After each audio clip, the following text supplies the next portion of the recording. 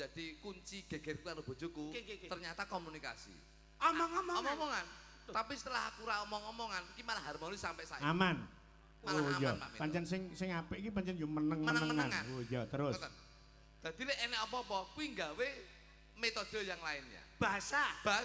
Contohnya njaluk apa-apa ya digambar. Heru iki mau pengen apa-apa iki? Gambar. Sing gambar sapa? Sing lanang. Sing lanang apa sing wedok? Sing lanang lho. Lho. Pomo Heru pengen lunga, metu lho ya biasa no. Gambar kunci. Lho, berarti Mas Heru arepe lunga njaluk kunci sepeda motor. Mbak Pina ngerti? Ngerti no. Lho, bojoku mbiyen ya ngono ngerti. Ya mbok gambar. Tak gambar ngono. Masyaallah. Pamane Mas Heru nyuwun pamane. Makan yo gambar piring karo sendok. Mbak Pina ngerti. Langsung bojoku paham yen aku ki njaluk mangan. Lho. Njaluk Mimi. Mimi tak gambar gelas. Lho. Ngerti ngono. Paham lho bojoku. Njaluk wedang susu no. Wis tak gambar gelas terus kene andinge bunder-bunder nik ngono. Ngapa kok bunder-bunder nik? Nyapa tak cari susu.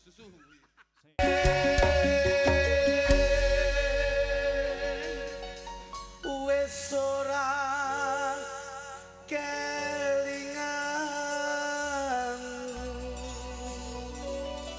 Iya, luar biasa matur sembah nuwun. Satu tembang Terminal Gayatri Meet in Dujo. Monggo. Oh, sampun lho, Pak. Masyaallah nggih. Matur nuwun. Ngapunten niki jenengan ndak kena macem-macem mergo niki di wilayah saya. Leres-leresipun ngoten. Nanging saderengipun ngaturaken assalamualaikum warahmatullahi wabarakatuh. Waalaikumsalam warahmatullahi. Alhamdulillah wa syukurillah. La quwata wa la quwata illa billah. Mas Minto. Dalu niki saged nderekaken panjenengan sampun pinten-pinten putaran. Dalu niki pinanggih malih. Nggih. Sowan wonten dalipun Pak Darmaji, Bu Suliani. Nggih. Ing dalu menika nglenggaken Keng Putra wonten ing Pawiwan Agung. Wonten ing pahargyan menika andum katresnan anggenipun bebrayan insyaallah tumuju wonten ing bebrayan ingkang sakinah mawaddah warahmah. Tinampi ridho lan hidayah pinanggih barokah. Amin. Dongane wong melek wengi bengi iki akeh diijabah dening Gusti Allah taala. Ternyata piyai ngriki nderek Bragung Mas nggih. Sumbragung nggih. Alhamdulillah piyayinipun leh semanak grapyak Mas Minto. Dalu niki mengeti Keng Putra anggenipun lenggah wonten ing Bale Wisma Agung. Nyuwun pangapunten Mas Minto. Nggih. Saben-saben wonten pahargyan lak mesti mantenan nek mboten mantenan bersih desa. Yen ora bersih desa sunatan, luput saka sunatan syukuran. Kula nek syukuran sunatan bersih desa kula sik gelem urun donga, urun rerembug ingkang positif. Ning dalu niki kok kula ken urun rembug pangapunten saestu. Kula nek dalu niki anggenipun Mas Heru kalian Mbak Akvina. Anggenipun bebrayan pangapunten kula mboten saged tutur-tutur. Sami, jenengan kalih kula profesinya sama, statusnya sama. Dalu niki kula nggih mboten patek wani nuturi temanten. Lah niku Mas Minto. Niki dipasrahke kalau dulur mulanang Mas Didi. Nggih, kersanipun Mas kula klutuke mawon. Soalipun kula niku ajeng tutur-tutur manten wedi. Wong kula dhewe butuh dituturi to Mas niki. Dadi kula niku pasrah bongkohan kalih Mas kula sing lagi niki lebih positif pikiranipun. Ngoten.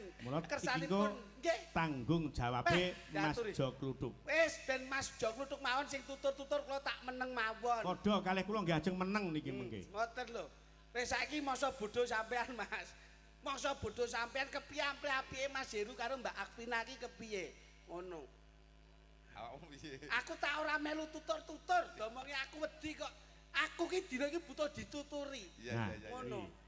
Jadi gempil kamardikan Mas Kluthuk nuturi temanten awake dhewe gempil utawa melu kaya ngapa mirengke tuture. Sampeyan tak hormati sebagai wong sepuh. Disesep supaya ben sapuh kepiye pikirane sampeyan. Saya pancen ya merasa nuturi mergo keluargamu dhewe ya sik Ora kok murat-marit jer aku bocah enom wis sepuh saka pantene kok. Tapi awakmu ki termasuk introspeksi. Nggih. Ngono lho. Wong ki kudu sadar diri sing kepiye-kepiye anggone. Iso nuturi wong ning harus introspeksi diri sendiri. Mawas diri. Iso ngajari ning kudu iso nglakoni. Apik. Wong awakmu nuturi manten kan ya ora mungkin. Nggih. Wong awakmu dhewe ya sik gejolak rumah tangga sik murat-marit gitu. Ya butuh sampean sing Ning ya sok nulari. Betul. Sing langsung nuturi neng buri. Loh, lah ngapa to Mas? Wong arep buri ya padha wae. Ya setidaknya itu harus jelas ngono lho. Yang di depan. Iya. Sing gak iso nuturi neng buri. Oke. Ngono lho. Dadi penting. Masalah ini kula niku kalih Mas niku ngeten senenge. Saling menutupi dan melengkapi, Mas. Betul. Mboten kok congol-cumongol mboten. Dadi kula nek ora iso tutur-tutur nggih Mas kula sing nuturi. Panjenengan pun pasrah nggih Mas. Mergo rumangsa ngrumangsani enek sing luwih pinter, enek sing luwih sukses, enek sing luwih ngerti. Saestu Pak, saestu. Mula nggih monggo Mas Jo kluthuk. lho kuwi nyapa ning ngarepe? Lho, Iso nuturi manten apa ora? mboten saged. Ora iso kok ning ngarep iki. Lah kudune. Neng buri. Lah yo ngono lho, wong yo aku ki ajimu. Ya ngono. Alian gen. Keluargamu ya ramus. Sik toh. Lah sampean kok yo melu mubeng buri ngopo? Keluargaku ya murat-marit. Kowe iki yo sembrono kok iso. Pak Darmaji menika piyambakipun. Pak Darmaji menika. Nika Pak Darmaji. Ngono kalih Bu Sulan. Kalih Bu. Ayo. Sulaini. Bu Sulaimi. Piyayine iki merantau, Mas. Nggih, Pak Darmaji teng Malaysia. Mboten. Bu Sulaimi Nah, niku teng Taiwan. ngono. Jadi mereka berdua itu beliau berdua berjuang. Ini yang bisa dinamakan bahwasanya mereka berdua, Pak Sulaimi kalih Bu Pak Darmaji. Pak Darmaji kalih Bu Sulaimi menika pahlawan Devisa Negara. Ngono. Pak Minto. Jadi beliau berdua itu bisa dinamakan pahlawan Devisa Negara. Nun sewu. Ini sudah terbukti bahwasanya kesuksesan beliau menika sing lanang nyambut gawe ning Malaysia, sing wedok nyambut gawe ning Taiwan, nyatane sak menika saged dados keluarga ingkang sukses wonten ing Rejo Agung menika. Alhamdulillah kok Rejo Agung mbahmu Di sini iki Beragung. Beragung. Wah, lha iki ya rada slewang iki ya. Teng Beragung menika dadi dhuwit oleh ke Malaysia, dhuwit ke Taiwan, menika dikulumune dadi siji ning Beragung, menika beliaunya keluarganya sampun sukses. Nyatane sudah terbukti beliau berdua menika sampun duwe usaha. Usaha napa, Mas? Pabrik paralon menika sak menika Paralon mbahmu kiper kok iso. Wong kuwi tempat pembuangan air kok iso pabrik paralon iki lho. Wah, kowe iki jan mripate kon ndi kok, Mas? Dadi ngeten Pak Minto. Pak Minto. Manten berdua menika. Endi mantene iki lho? Kok manten berdua menika endi? Wong mantene di depan kuwi kok iso. Di mantene. Lah kuwi baguse kaya ngono putih kaya ngono kuwi jajali. Di. Burisan kuwi lho. Digital gundulmu. Ya ampun, Mas Heru iki lho. Wong mau wis jagongan ngono kok iso. Putih kuwi oleh lek sadurunge ndek bojo. Nek yen wis ndek bojo kudu ireng. Lho. Piye ta bocah iki kok iso? Sik. Ini harus diperjelas putih oleh sadurunge dadi manten. Ning lek wis dadi manten kudu ireng Pak Minto. Lah kok ngono? Lho nggih no, putih ki biasane sadurunge dadi manten kuwi ndelik perawatan ki penting. Tapi sakwise dadi manten kudu bekerja keras nyambut gawe untuk menghidupi keluarga. Paribasane ora roh udan, ora roh panas. Ora roh awan, ora roh Bengi kudu nyambut gawe. Paribasan adus keringet dilakoni. Adus keringet niku kudu dilakoni. Kudu ireng ya. Lho nggih no, Bos. Bener. Loh. Biyen ki ibuke cah-cah ki penyawangku saurunge dadi manten ki putih. Putih. Bareng suwe-suwe kok ireng. Nah, ngoten lho. Pak Minto. Nggih niku. Malah kewalik. Biyen Ibu Sri ki ireng. Heeh. Saiki putih. Sapa sing ngomong kuwi apa roh lek putih? Roh. Ireng. Mosok sesuk foto tenan lho. Kok mbok kon moto ki urusan apa kok iso mangsane? Dadi ngono Pak Minto. Dadi manten ki nun sewu. Wong lek dadi manten wong lanang kuwi paribasane aja wedi awake reget. Aja wedi kesel, Aja wedi kesel, aja wedi elek, aja wedi awake reget. Ning misi dan visi kita nyambut gawe dienggo murakapi keluarga. Masya Allah. Berarti wandene kaya Kang Rama. Lho iya no. Pak Darmaji. Sampir sani Pak Darmaji nggih. Pak Darmaji sampir sani nggih. Nika lho piyayine senden ning mburi. Lah yo kae lho beliaunya. Piyayine gede dhuwur. Gede dhuwur bringko sing kandel paribasan kaya wayang menika Gatot Kaca. Heeh. Pak Darmaji. Lho iya. Pindho Raden Anom Gatot Kaca. Gatot Ngambadir Gantara. Kagem caping Basunanda. Kudan rakudanan Panas ra kepanasan. sebabe Mergo ngiyup ning omah. Dadi kok ngiyup ning omah iki lho kok. nyambut gawe ning proyek. Gitu, Pak Darmaji gitu. Pak Darmaji lho. Biyen Pak Darmaji ki putih. Pak Darmaji. Wah iya. Begitu. Kyai ini terus ora sombong lho. Sombong. Biasane nek kagungan gawe iki mesti ning arep dhewe to, malah ning mburi kok. Delik. Lho. Kuwi ndudone wong sing duwe jiwa adigang, adigung lan adiguna. Loh, dadi ora sombong. Ora duduh-duduhne wong lek sukses kaya ngono kuwi. Masyaallah. Lho, Ning jero kaya ngono ya Mas Kyai. kowe ora roh. Pripun? Mau aku teko ditokne kabeh. Masyaallah. Enek lek petang lodong. Loh, petang lodong. Petang lodong mek kripik tempe tok. Kuwi Iki lho jan ngene iki lho. iki lho. Kowe iki kudune lak yo melu bangga wong yo apa-apa enek kok iso. enek apa Wis sik ning ngarep.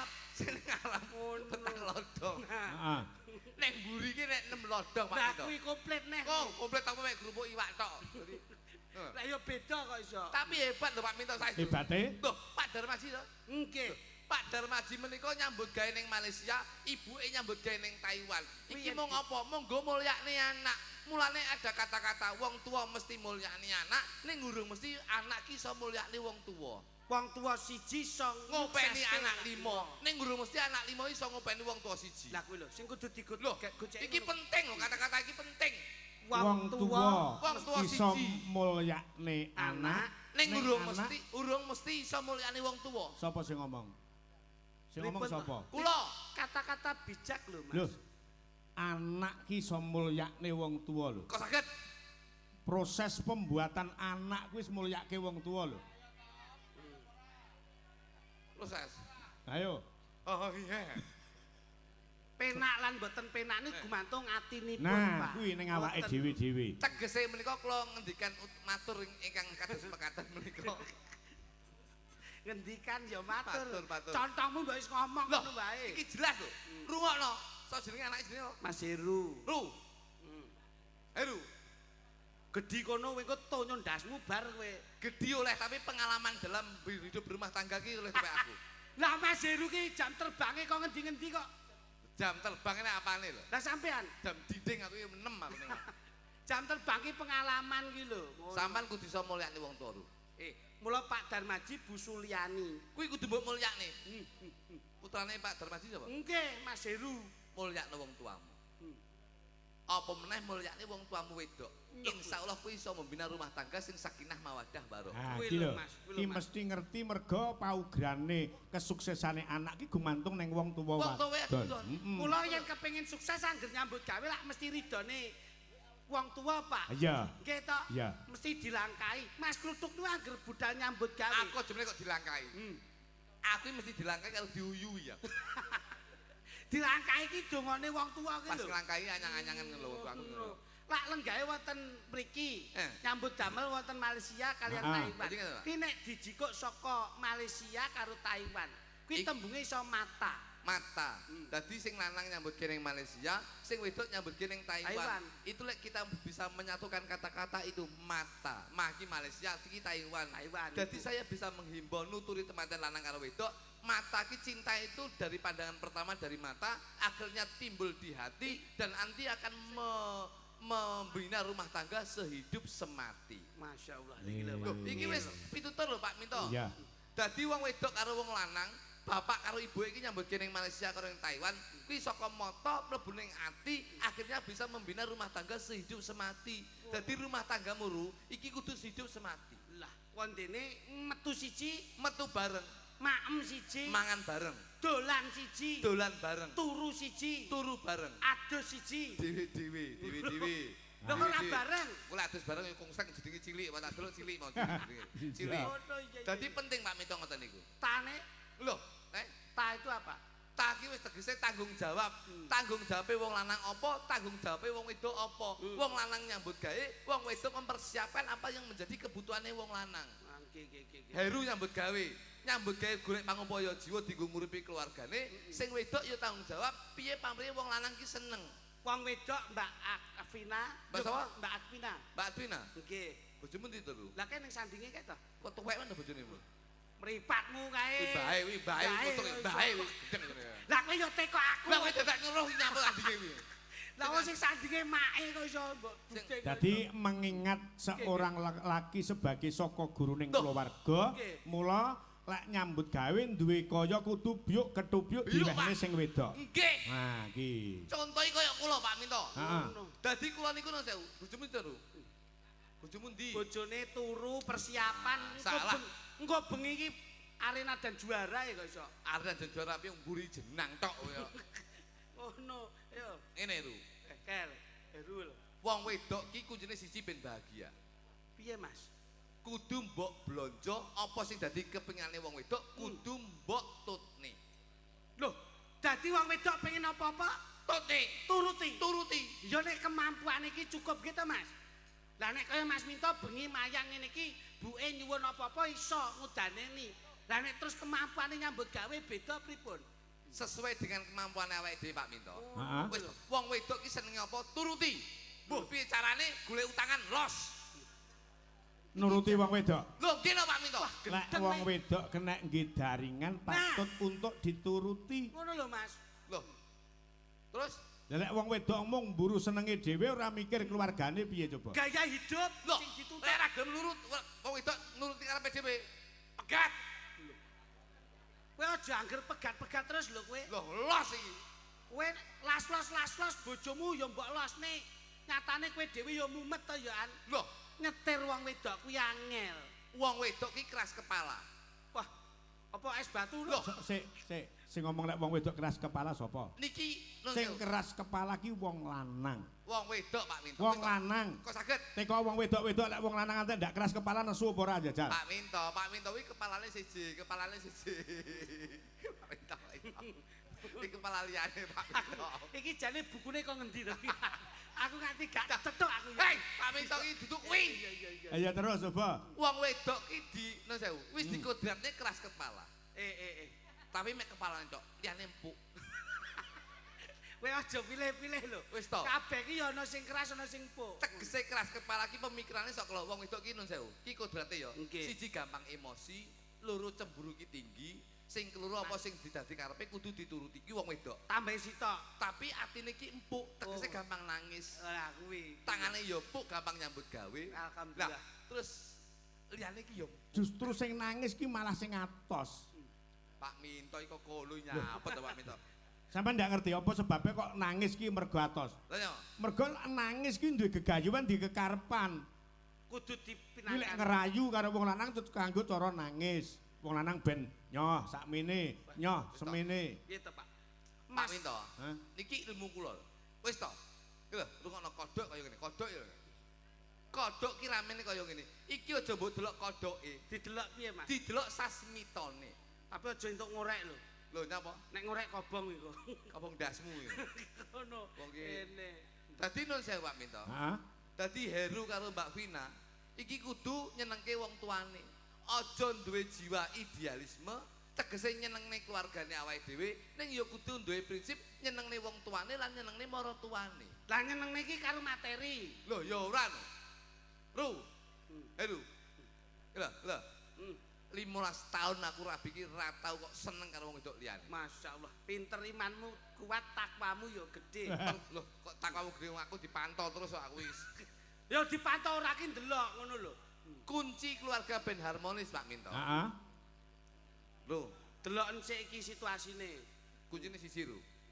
Heru. Sisi dron. Pokoke awakmu ki aja omong-omongan karo bojomu. Lho. Piye to kowe iki? Sik. Kunci keharmonisan keluarga Aja omongan karo wong wedok.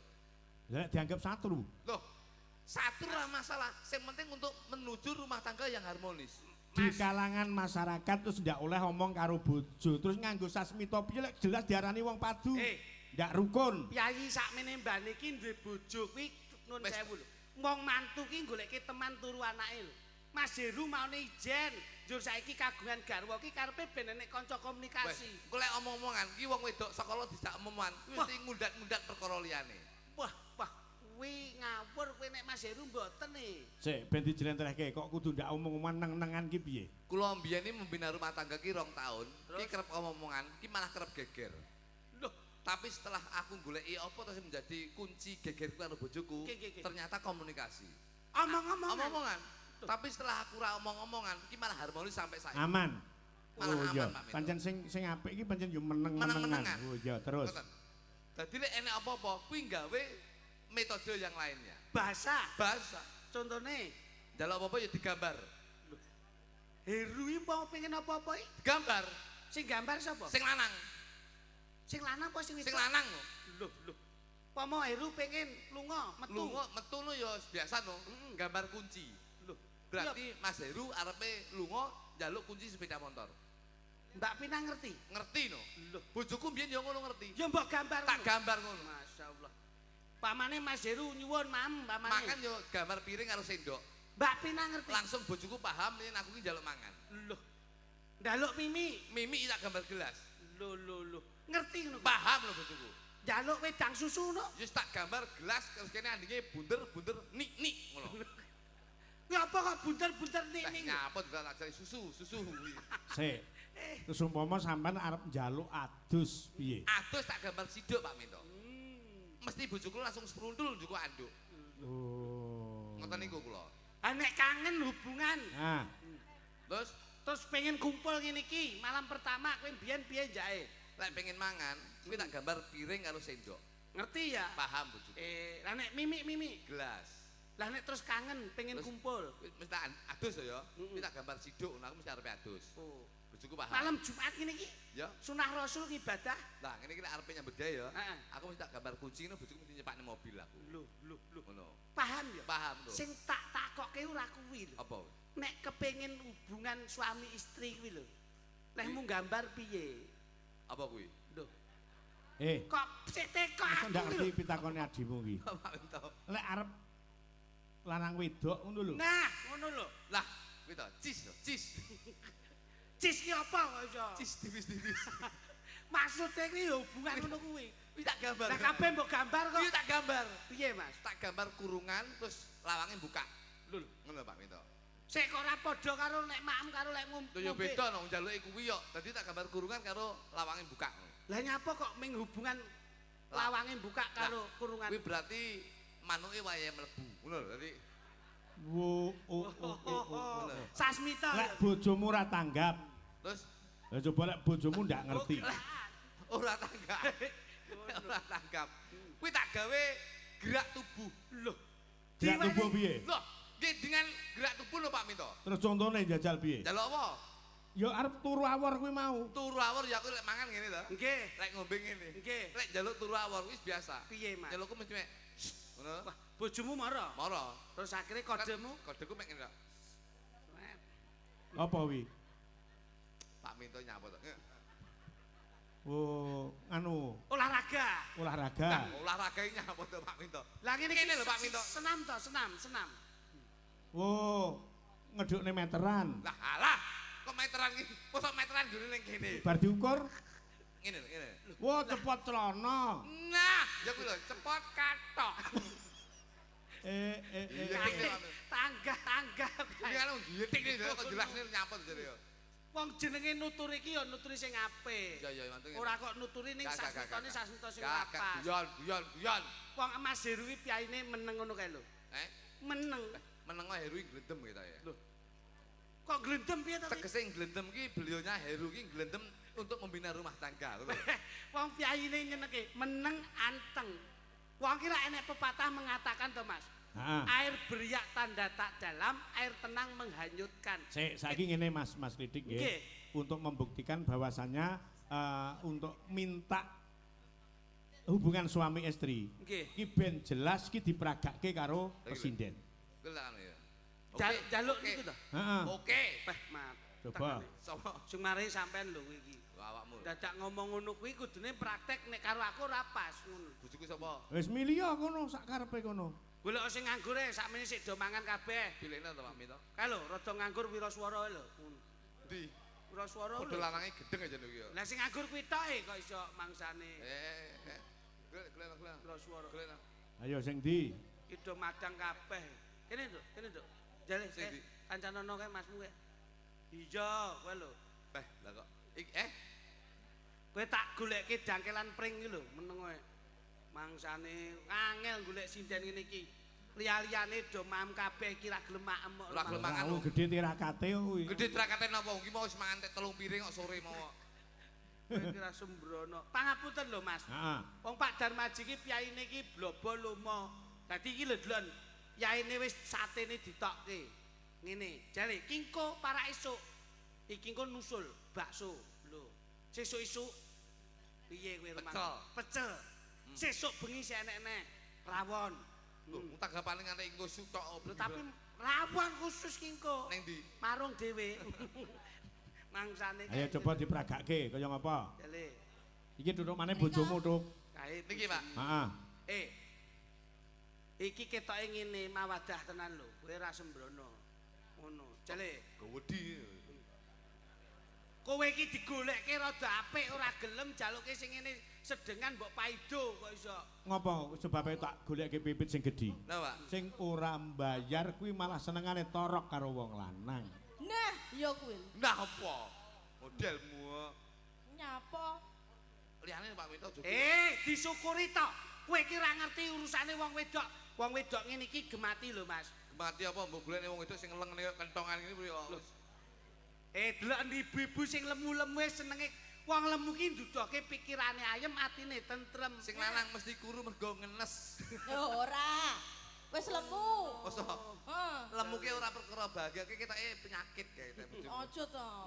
Ayo diperagake njajal. Tarinen jajal. Tarinen. Umpama awakmu anu Mas Heru pamane. Iki sapa? Iki Akwina. Oh, bojomu kok ngene Heru. Umpama Mas, ya ampun. Umpama kowe iki Tak cak. kepet. Masa Afina Bisa modele romantis apa ora? Kowe kok nek kira gelem apa tak golekne buis tukang adang. Nah. Sik ngene Mas, apik-apikan Piye, Pak? le merayu seorang wanita antara Jo Kluduk Mas Jo Klitik iki apik endi? Sampeyan tak gandengke karo Mbak Punjung coba. Kula sik digolekke Ya iya, coba. Peh barokahe melu wayang ben bengi digandengne terus lho. Ning ra entuk go mulih to Pak ya? Entuk. Ora entuk. Entuk lek pengen geger neh kowe. Ya kene. Mosok sik kurang ya kowe iki. Kok ya Mas iki ngene ono lho. Lah, Cangkeme Siki. ora Mas yak-yakan. iki lho. Nyambut gawe kok go mulih. Pak Minto, heeh. kritik karo iki lho. Ya. Nggih. Aduh, lah oleh kode ijo. Cilik tapi lincah. Lho iya no. Oleh kok kode bangkak ya. Kowe ra sembrono Mas. Iki sebelah ki Mek kukong. iki malah aku iki rada rugi kok. Kayak sebelah ki tanduran jagung ning ora bertongkol dua. Nggonmu bertongkol dua lho. Iki malah tongkole ndak umum iki ya. Ngono. Rajono. Lah, Ora iya, yak-yakan ngono. Lah oleh iki ya. Contoh nih Mas Klitik Nggih. menjalin mahliga rumah tangga yang harmonis, yang tentrem, ayem, kebak kabagian kaya ngapa coba? Kula niku mboten kakek ngomong kok Mas. Saya itu tidak terlalu banyak mencintai wanita tapi mencintai satu wanita berbagai cara. Ya. Begitu ya Mas. Yo. Ngapusi. Satu wanita ya Mas. Iya. Iya. Ayo kene. Dok anu tak Nggih. Tak gendong neh. tak gendong piye kowe ora ganggu. Aku iki karo kunjung pangapunten Mas Minto. Ya. Dik sampean ngerti to? Pripun Mas? Nek ning ngarepe Mas Darmaji lak ana tanduran kates to kae. Nggih Mas. Kates kae lho. Iya. Kae aja disawang katese. Ning samangan katesmu. Kowe engko tak tonyo ndelosor lho iku kok iso. Aku ki ngomong karo iki ora ngomong karo Lah iya. Tapi kan katese punjung jos. jos yo nggone bojomu Lah, iki duduk kates. apa kuwi? Melon. Kowe ra sembrono. Papunten Mas. Ngerti to nduk kae apa nduk? Kates Mas. Kates. Nggih. Kates kae saka tembunge ka karo tes. Nggih. Kaki karepmu aja nganti mandek, tes ki tegese apa wae sing dilakoni kudu dites dhisik. Aja kemrungsung grusak-grusu keburu nafsu. Oh, layakno jenengan kok tukang ngetes to Mas. Lah iya kuwi. Mula kabeh kudu dites dhisik. Dadi kowe kudu siap alpe dites. Ngono. Dadi kuwi sik kates, Nduk. Kowe ngerti sebelahe kae ngarepe apa, Nduk? Jagung. Jagung. Jaganen atimu aja nganti bingung. Mula awake dhewe wong beblayan kaya Mas Heru karo Mbak Pina, kuwi dijaga atine aja nganti bingung, aja noleh nengen, aja noleh ngiwa, sawangen ning ngarep aja nyawang mburi. Kados panjenengan nggih. Kaya Mas. ngono diajeng. Ngono. Yen kowe Aja tak kasar-kasar yen to, kowe tak ibaratne paralon, Nduk. Hah? Paralon. Dadi wetengmu gedhi tak cepaki sapi teng sing ngombo. Ya toh, mesti elek kowe ra. Lah bojomu kok pokoke sapi keng. Paralon kuwi saka arti paki paringono tresnamu lan tresnaku tetep nyawiji. Raki tegese ra ana wanita sing tak tresnani kejaba mung kowe. Lon ki lon Lon. Kowe ben-bengi mesti tak keloni. Lon ki alon-alon. Dadi aja gemrungsung tetep alon-alon membina rumah tangga ya, Nduk ya. Oh, ngono ya, Mas. Ya, wah gawedine. Demen aku. Mas, Demen palaku ngono ya. Aku Palaku. Demen palaku. Lah mau lho, tok rayu malah demen aku. iki jane wong wedok wong manol iki banget. Lah aku demen kok. Ya demen tapi aja nginang ngene kaya. Lah wong sing wedok agresif karo ora. bojone kan. Bojo ya Mas Minto. Jarene kan Heeh. agresif. bojo ya bojo tapi gerakmu iki aja kaya ngono iki kaya bar ngombe jamu galen ngosek kowe iki. Piye ngene? Nah ngono lho. Mingkup. Alah kon tetep kempit nyapa to jane kok. Nyapa? Lah piye? Nah biasa ngono lho. Kowe ra iso mingkup wong pupune gegeden kok iso. Mbok kon mingkup ya Dik ya. Niki lho Mas Minto. Heeh. Bocah niku sing klasik niku nggih ngeten niki. Klasik niki. Klasik kaya motor ae. Loh, kepiye to sam wong ki luwih becik. Klasik bojomu lek bojoku iki herek. Kok erek kepiye to? Kenalpane kudu Hei, blong. bojo kuwi alus badhe dahar napa Mas Jo Klitik menika sampun cemawis badhe ngersakaken sirah monggo. Alus bojoku. Penake bojo ngeten iki lho Pak Minto. Heeh. Sing rada kasar. Ngapa? Kowe golek alus lek pas mangan. Kon nyontoni iki kasare bojone Loh, coba. bojo kula iki kasar. Kowe lek mbok golek bojo alus nun sewu. Kowe lek pas ning Surabaya ning kota besar nyabrang malah bahaya. Penak bojo sing kasar ngene iki. Piye? Loh, ayo Mas kalau dalane sepi, kiwa tengen sepi. Ayo kita nyabrang, ayo nyabrang. Nih, penak. Bojo halus, ayo bahaya. Piye? Kaya ngapa? Hmm. Tengen lho, enek pickup. Hmm. Aduh. Lho, mlaku klunu urung teko nggon tabrak pickup bongko kowe. Ya ta, nek ra seneng karo dulur ngeten Iya, Pak. Lho nek sok lairne Nyawa. alus bojoku timbang bojomu. Kaya apa? Lah iki iso nek umpama nuntun putune, ayo nduk istighfar, nduk nyebut asmaning Gusti. Kuwi lho, sirahe jabang bayi wis ketok tungul-tungul, nampil napas, ngunjal ambekan. Kuwi lho nduk alus metu punang jabang bayi gangsar. Kasar. Hei, kok lah nek bojomu kasar piye? Ndang mekokok, ngono piye kowe? Aku lho wis molo-molo kuwi lho. Ayo Mbok Mas. golek pas kuwi Pak Minto. Jajal pas tanggomu kobongan. Piye? Loh, lha lek penak bojoku. Kalau omahe Pak Minto kobongan, ayo kita golek banyu, ndang disiram, grujuk yang mampet. Kena bojomu lho. Piye, Mas? Loh. Apa kayak kedul. Ora enak ya. Urung teko nggon omahe entek. Wis ra gagas. Mas pelokmu, Mas. Pelok, Mas. Sekarang ini ya. Iya, Mas, Dalem. ketika kamu memegang tanganku, apakah ada yang marah, Mas? Yen nesuwi sarana kanggo nduduhke rasa tresna. Makaten. Iya, apa wae sing tak lakoni ora ana siku dendaning Jawata. Kabeh wis ditata. Kena. Sekarang sudah tidak marah-marah ya, Mas? Ora ana. Mergo wis kena lantai kelapson. Wah, Ya ora kok iso. Coba. Kekarane wong akrambi romantis. tutu bondo tutu rupa. Kowe ngerti iki sing ditabuh jenenge apa, Nduk? Gender, Mas. Gender ki tegen olehmu sesender marang kersaning Gusti Allah Subhanahu wa taala. Oh, Ya. mekaten. Sandinge ki apa, Nduk? Slentem. Slentem kuwi saka tembung kowe yen dadi bojoku aja slincok ing tembung. Yen tresno ya tresno, yen ora ya ora. Kula tresno saestu. Saman roh sing gandul-gandul ke jenenge apa, Nduk? Gong. Ketoke kayak modelnya kayak modelmu cahayu tadi. Alah, Gede.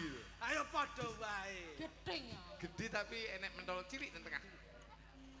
Amung ati pawi tane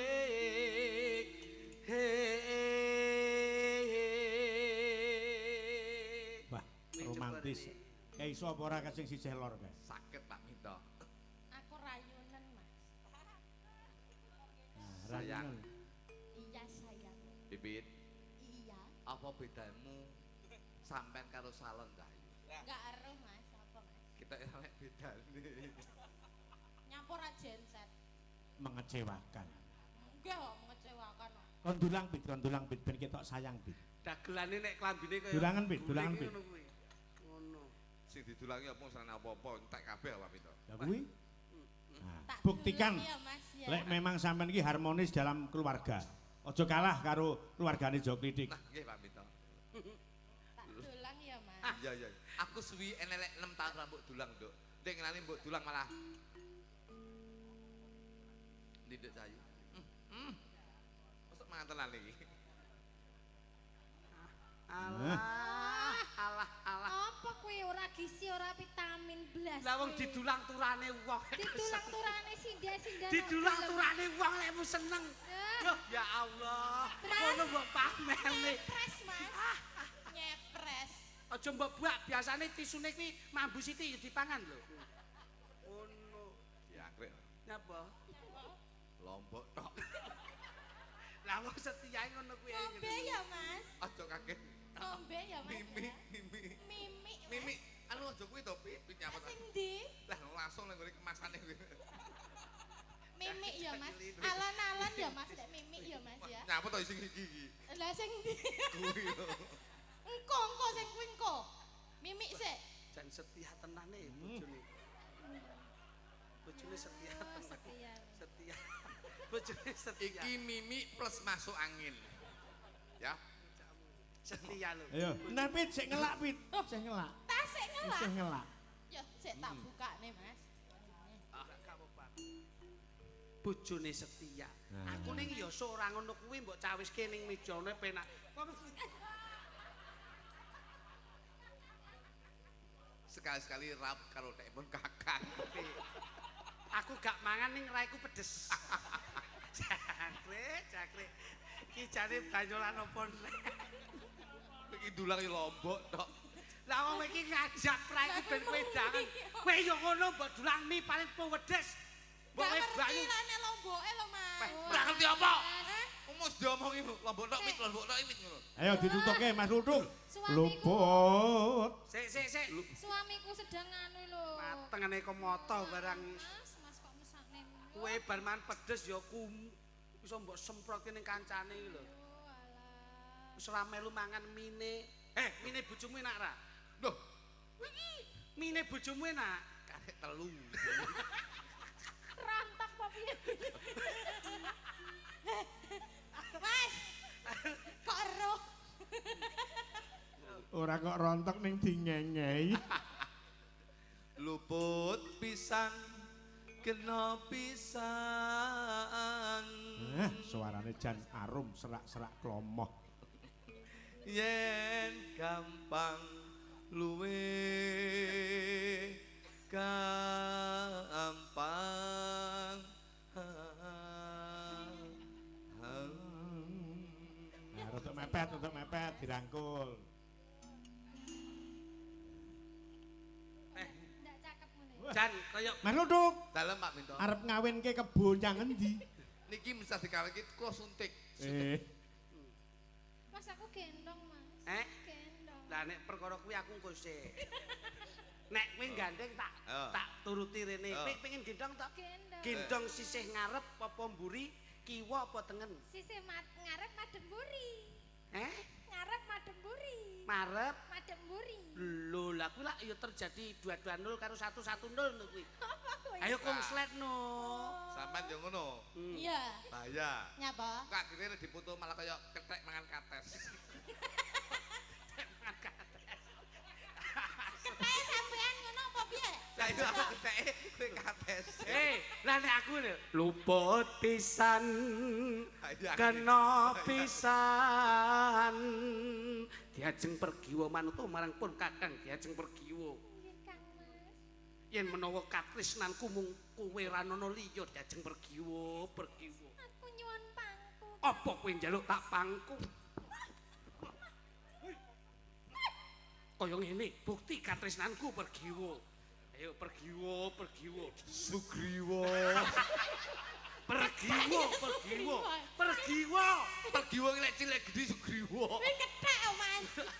Oh alah. ayo seseli pergiwa kaya aku kok kene lho wah iki jan Iki Sugriwa iki. luput pisan kena pisan yen gampang luwe gampang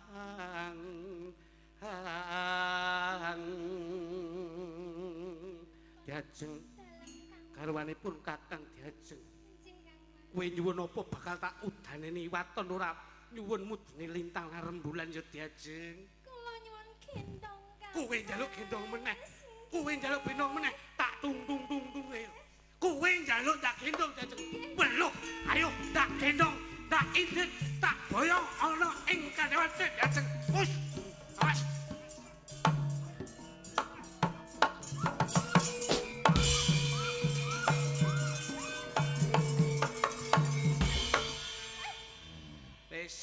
Ramelek Pit. Ngono. Sampak langsung dijak ngono. Melek tapi musuhe kethek niki napa saged? Pergiwo. Hei, suarane gedhi Pergiwo. Garwanipun Kakang Pergiwo. Pergiwo. Garwanipun Kakang Pergiwo. Kowe nyuwun apa Pergiwo ning aja nyuwun lintang mudun lintang lan rembulan ya. Pergiwo garwanipun Kakang Pergiwo. Kakang. Kakang kok lakang. Aku muni apa? Lakang. Sapa sing ngomong muni lakang? Jenengan lho. Kakang. Lah mau muni lakang lho. Bapakmu lho. Sampean mau lho.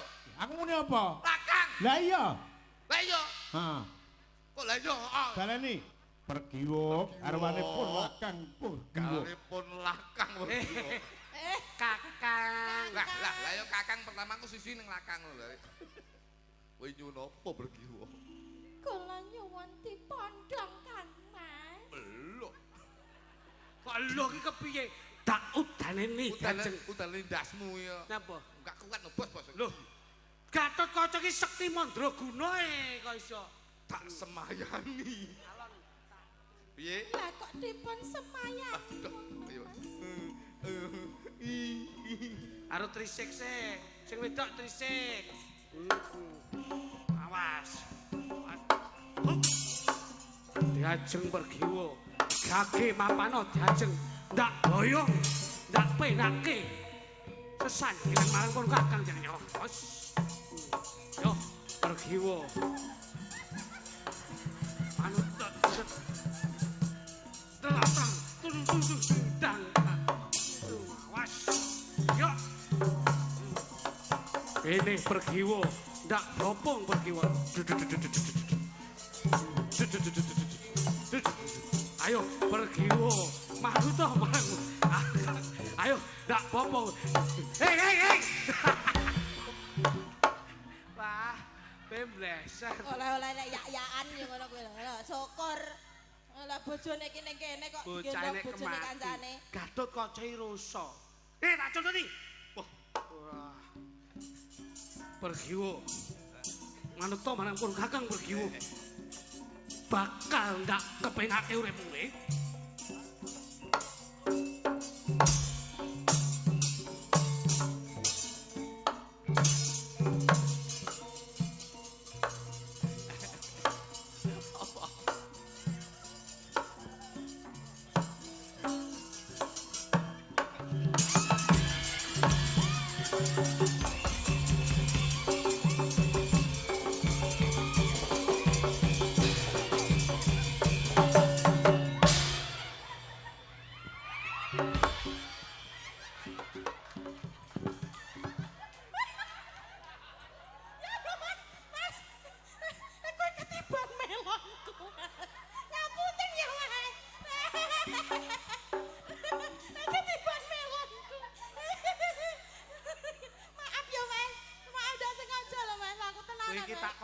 Piye? Lagi iki lho. Ngapa?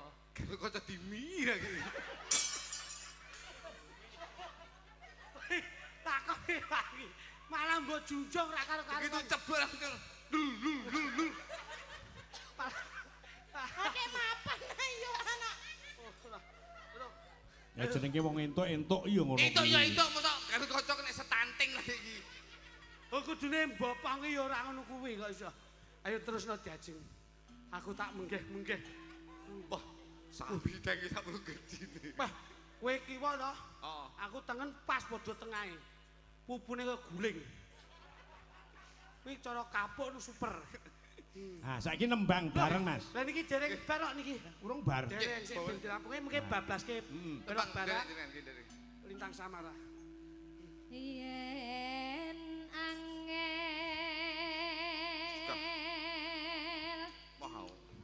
Maaf lho, Mas. Maaf apa? Maafkan aku. Maaf.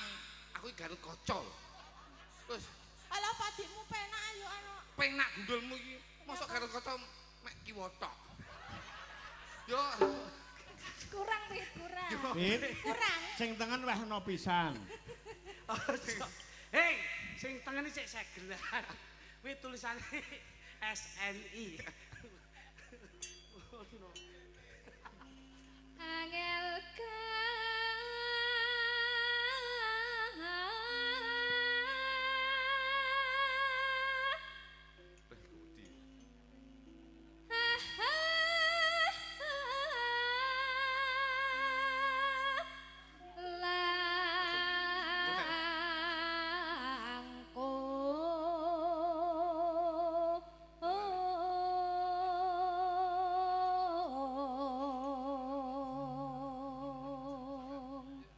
tan kanoti numbas harato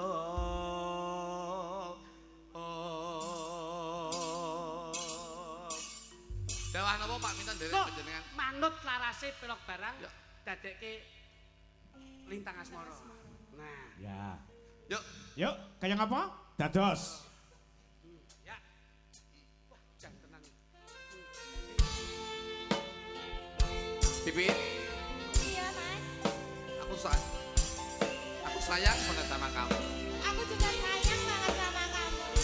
Aku cinta banget sama kamu. Aku juga. Ojo ninggalin aku ya, Pit. Tidak, Tenan ya? tidak akan. Oke.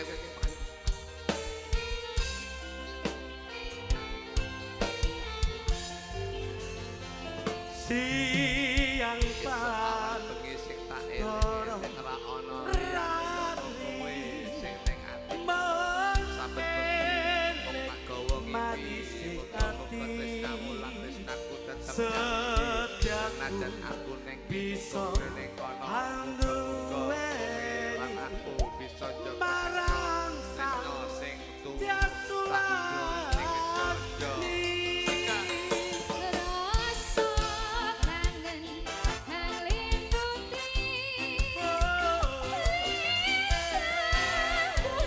dadi saksi upayane datang bencana Demi janji sabaya mati sabaya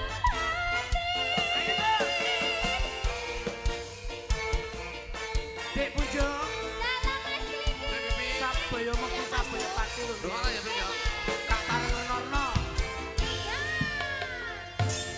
Wong ayu Tresna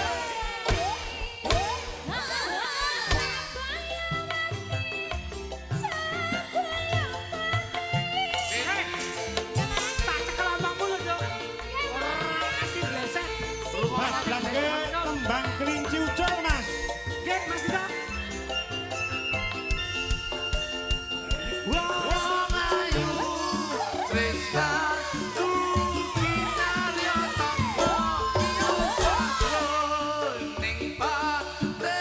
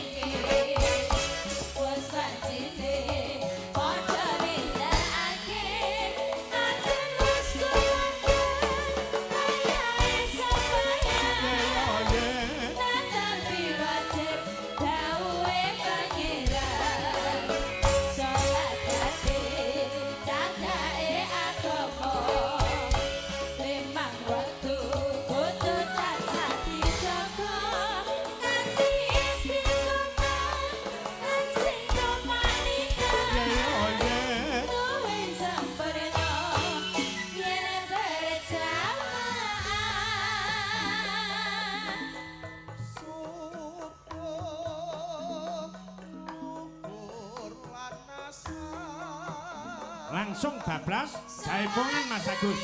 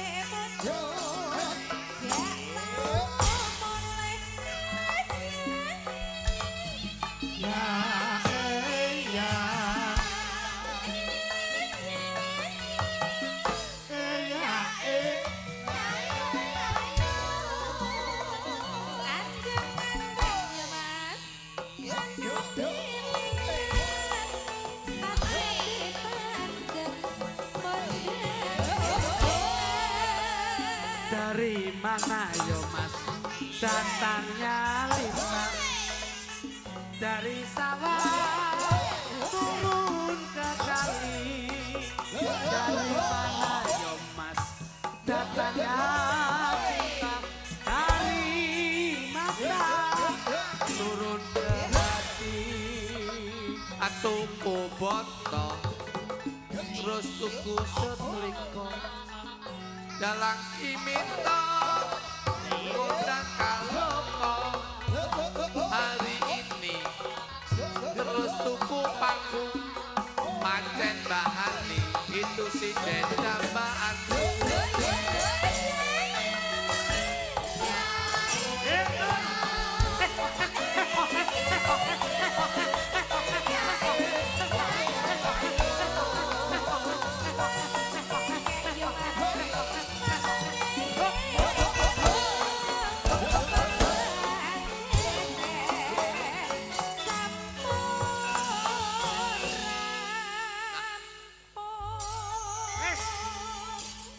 Mas Ridik, tembang menika katur penggemar berat Sekar Gadung, baik yang langsung ataupun yang dari jarak jauh.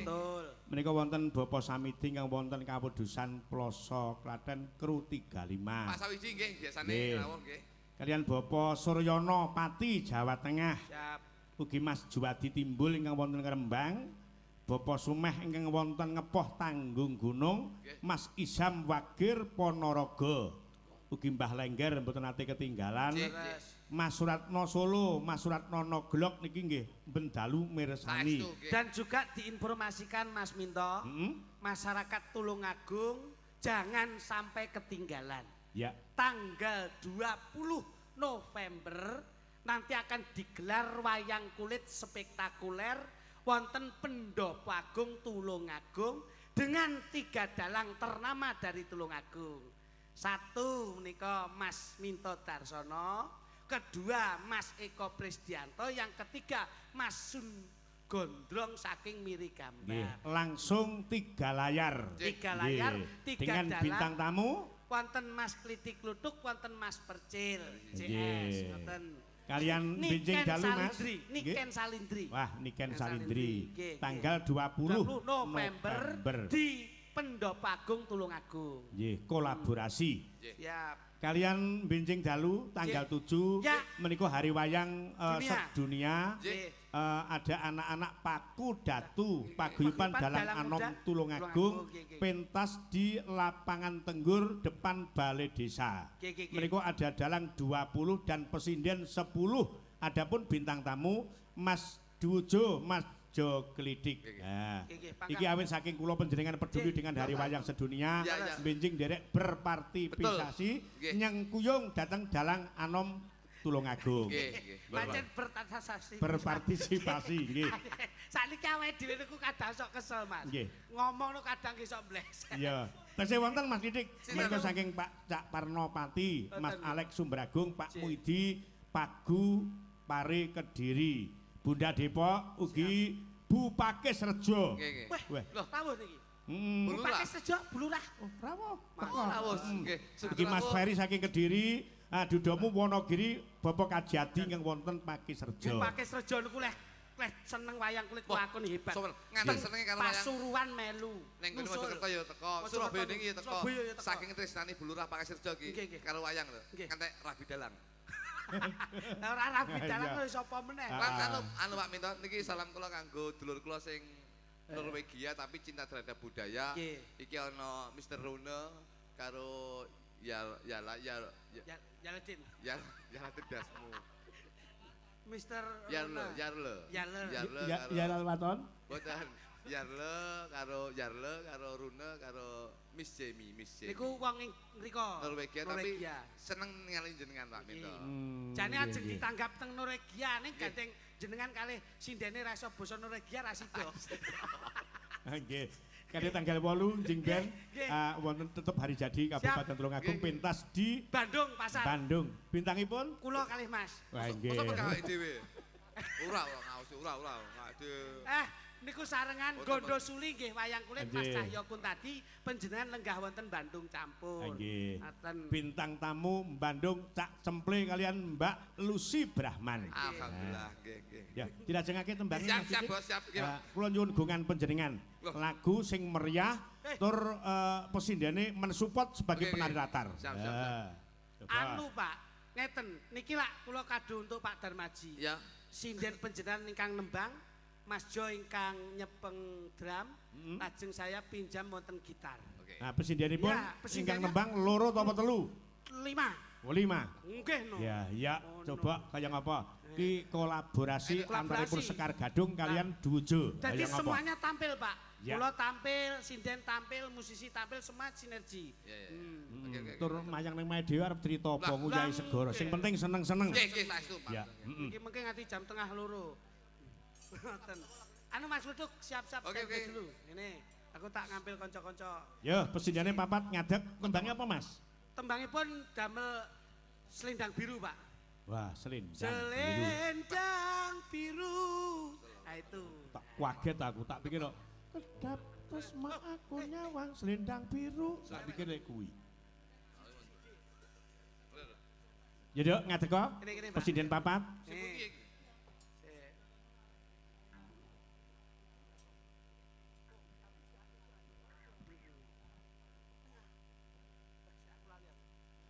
Ya, coba kaya apa?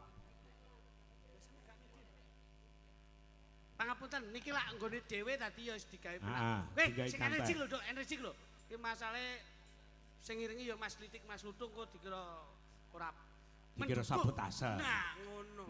Coba Dek. Kotmu Mas, karo Benoto Mas, kotmu Mas. Ayo. Dek nih ya. Ki katur Mas Joko Wibowo ingkang nusul wonten lokasi, Mas. Siap. Ya.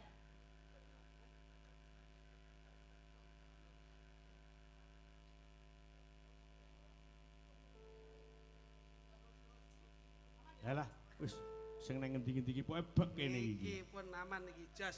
Iki lho, Mas Heru. Coba dramu dulu, Mas. Wah. Halo to, Bos. Ngarep nek kanca-kanca kok iso. Iki saking iki apa jenenge kaya ngeten apa Mas Didik niki? Lu kepik. Anak walang, Pak. Kepik iki rada gedhi lek cilik udah kepik iki. Walang, Pak, itu walang. Ya Walang iki. Walang, Iki tondo iki lek 2026 iki larise kaya ngene iki engko. Amin amin amin. Amin. Mesti laris ki ning kono kepik tok. Ayo, kaya apa? Selendang biru dados.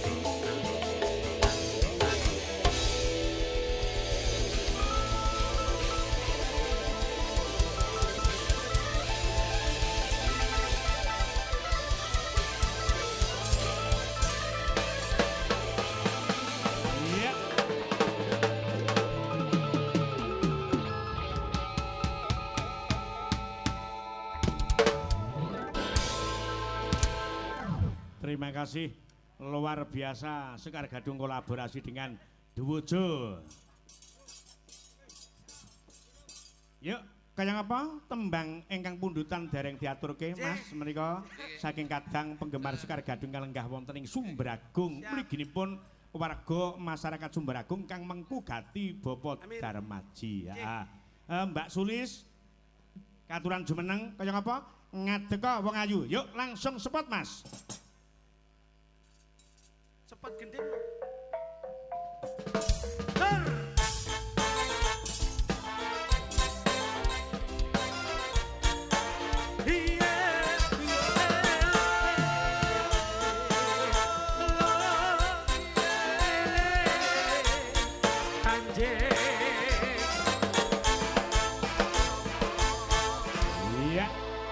Niki ana pundutan tembang lawas Anoman Obong dipun suwun kanthi mawa jangkep sak bawanipun. Nah, kaya ngapa?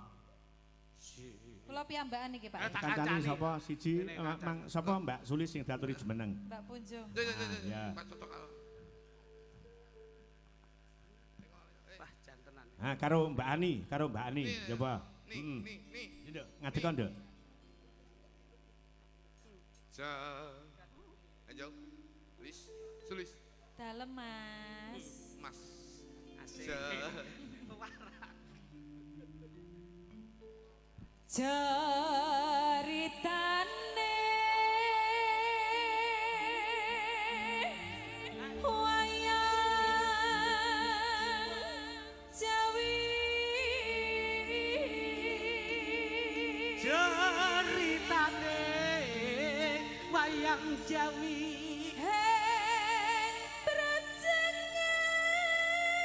Bani.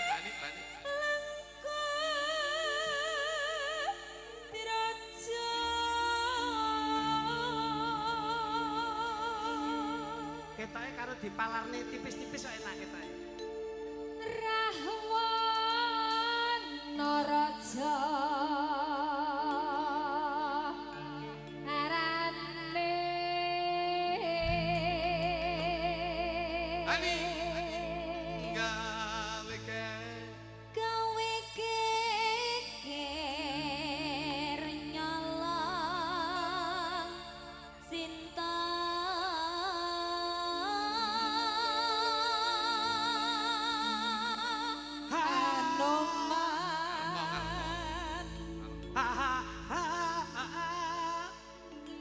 Cancut tumandang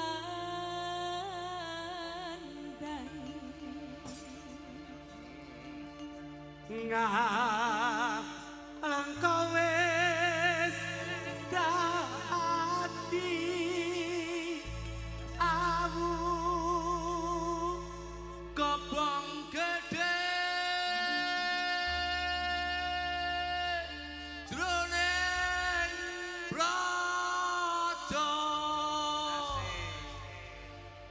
Musik Sekar Gedong Indonesia.